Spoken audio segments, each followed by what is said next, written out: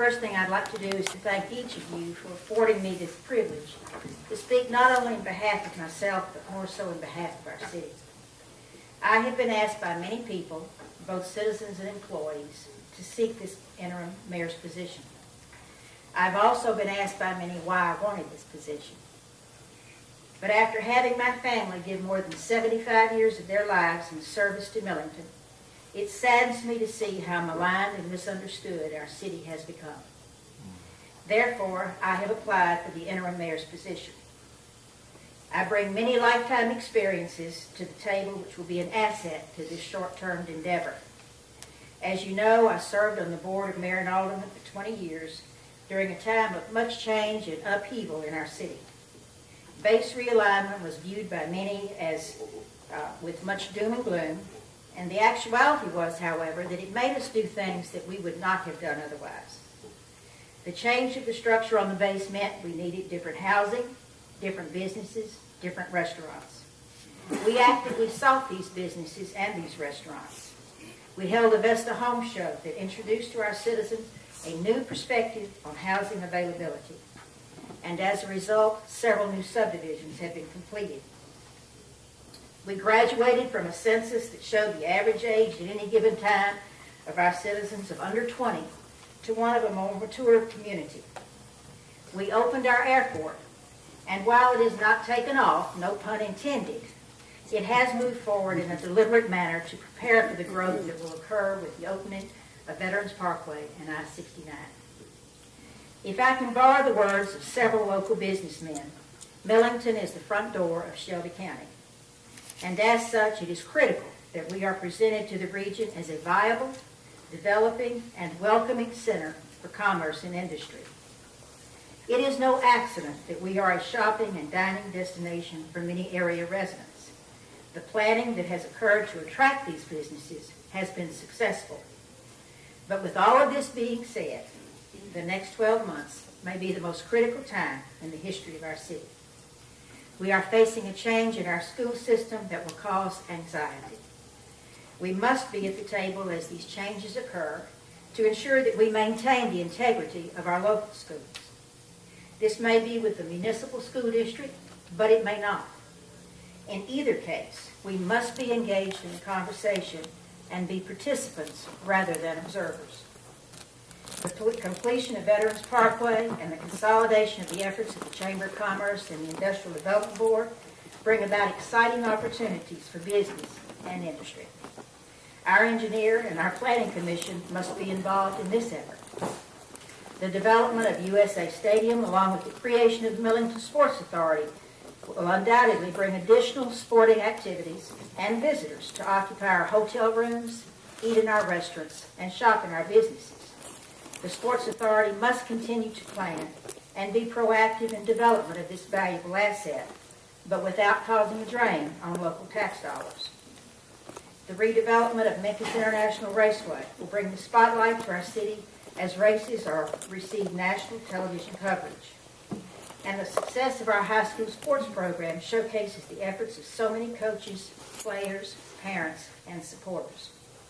And yet through all of this, we are, as so many other cities are, faced with struggles in a time of economic recession and uncertainty. I bring a vast wealth of experience and knowledge to offer as I seek this position. I have lived in Millington for many years, but I have also lived and worked in other areas of our country. That provides me with a different perspective toward problem solving and growth. I have taught in both public and private schools, been a public school administrator, held a position as office manager and bookkeeper of a large insurance agency, sold real estate, and taught as an adjunct professor at area colleges. I have been a member of the City Beautiful Commission, the Millington Library Board, the Millington Airport Authority from its inception until 2009, the Millington Board of Aldermen for 20 years, president of Tennessee Women in Government, president of the Shelby County Education Association, a member of the Board of Directors for the Tennessee Municipal League, a member of the Tennessee Transportation Advisory Committee, chairman of the 2010 Long Range Planning Committee in Millington, a member of the Board of Directors of the YMCA of the Mid-South, a wife, a mother, and a grandmother. I am aware of the importance of image, integrity, and professionalism. And these three attributes are so badly needed at this time. I believe we need to be deliberate with our actions, but calm in our demeanor.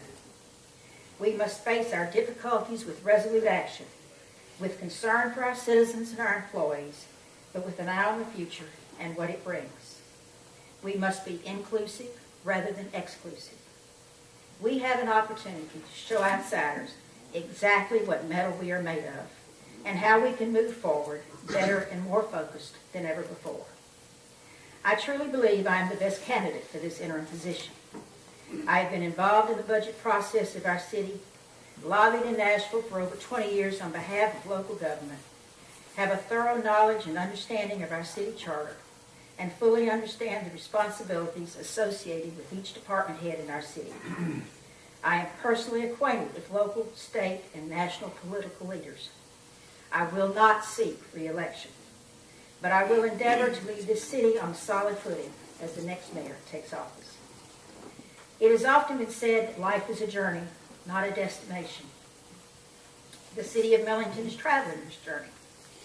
Only time will tell the direction that we take.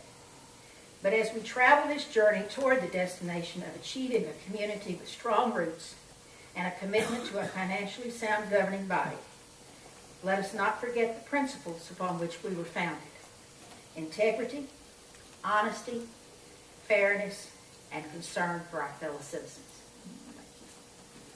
Thank you, Ms. Carter. Now we'll start with questions. You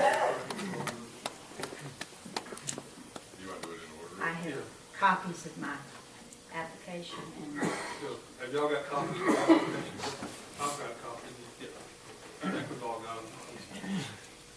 You want to do it alphabetically? Yes. Or thank you very much for your time.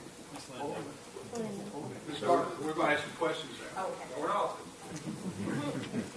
We're going to start alphabetically and ask Okay. some questions. Mr. Martin, Okay. forward. Ms. Linda, we very much appreciate it, and everything you said has a very much validity to the situation at hand. Out of all the different things facing our city at this point in time, do you feel like there's one that's most important out of the things that we're trying to deal with over the coming year? I think improving the image, letting people know that we are truly a city that is honorable, and letting our citizens know that we have leadership that is always ready to take its place and to do what it has to do. Once you resolve that issue, a lot of other things fall into place. But that's a real close tie with the school issue that is critical. And so I think that both of those go hand in hand and are tandem right now. Mr. Brown? If selected as interim mayor, what would be your first order of business? Wow, hit the ground running. I think the first order of business would be gathering the board and the department heads together and focusing on the direction that we need to take for the next immediate future, both financially, because I know it's budget time, and again, image-wise. I see and I hear from the phone calls that I receive and the people that I talk to, there is a lot of sadness and there is a lot of fear and a tremendous amount of uncertainty. And I think that anything that this board can do, along with myself and the department heads, to alleviate that fear and sadness and uncertainty would be the first thing that you've got to do. Once you do that, then again, the other things will fall into place. Am I allowed more than one question? Sure. Yeah. Okay. Do you consider the mayor's position to be a full-time position?